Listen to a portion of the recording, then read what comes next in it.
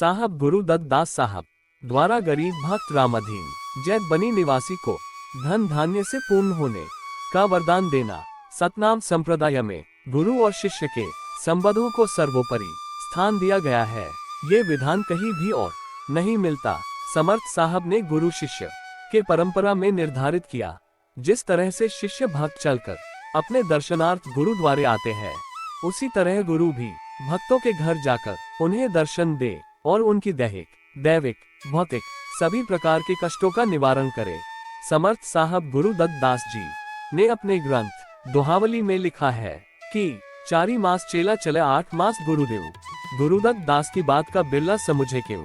सतनाम संप्रदाय के सभी अनुयायी समर्थ स्वामी जगजीवन साहब का जन्म उत्सव प्रतिवर्ष गुरु पर्व के रूप में मनाते हैं तथा दूर दूर से दर्शन के लिए दर्शन करने कोटवा दरबार में आते हैं। एक बार समर्थ साहब गुरुदत्त दास गुरु पर्व जन्म सप्तमी के पर्व पर दर्शनार्थ कोटवा धाम गए थे। वहां से लौटते समय सोचा कि चलो रास्ते में जैत बनी रामाधीन से भी दर्शन मिलन करते चले। अतः समर्थ साहब गुरुदत्त दास साहब जैत बनी आ गए, जो तहसील रामसनेही घाट में भितरिया चौराहा से 1 कोस की दूरी पर हैदरगढ़ रोड पर स्थित है। साहब के साथ में 2-4 लोग और भी थे। साहब रामाधीन जी के दरवाजे पर जाकर ठहरे। रामाधीन ने जब साहब को देखा तो दौड़कर साहब के सामने लेटकर साष्टांग प्रणाम किया और साहब को आदर पूर्वक बैठाया, चरण धोकर चरणोदक लिया। फिर घर के अंदर कमरे में जाकर देखा, एक मटकी में आधा किलो गुड़ रखा हुआ था। जाकर साहब को दिया। साहब ने वही गुड़ भक्तों को भी दिया और खुद भी खाकर पानी पिया और बाकी बचा गुड़ रामाधीन जी को देकर कहा कि इसे ले जाकर वहीं रख दो, फिर काम आएगा। रामाधीन जी ने वैसा ही किया। धीरे धीरे शाम होने को आ गई। रामाधीन जी ने सोचा घर में खाने के लिए कुछ भी नहीं है, तो उन्होंने दूसरे किसी के घर कुछ मांग कर लाने के लिए चले। तो समर्थ साहब गुरुदत्त दास साहब जी ने रामाधीन को रोक लिया और कहा कि तुम्हें कहीं जाने की जरूरत नहीं है। किसी के यहाँ से कुछ मांग कर लाओगे तो लोग एक ना एक दिन ये बात अवश्य कहेंगे कि तुम्हारे गुरु आए थे तो हमारे यहाँ से ले गए थे। भगवान ने तुम्हारे घर में जो दिया है उसी का प्रसाद बनेगा और सब लोग वही ग्रहण करेंगे।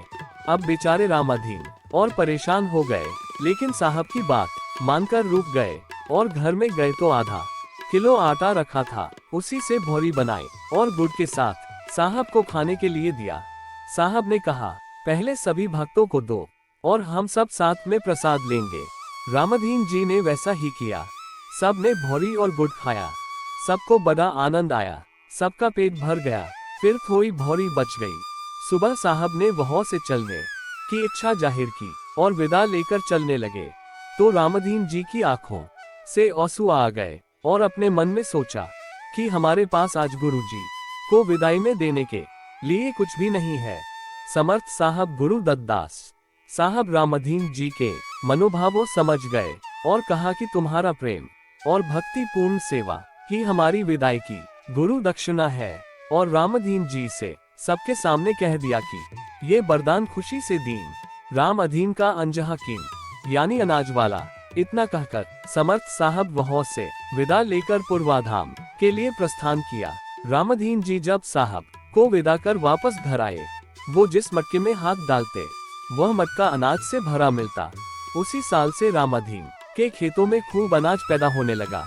उनकी गरीबी दूर हो गई तथा उनका घर धन धान्य से भर गया और धीरे धीरे रामाधीन बहुत धनवान हो गए। शुभ सतनाम बंदगी।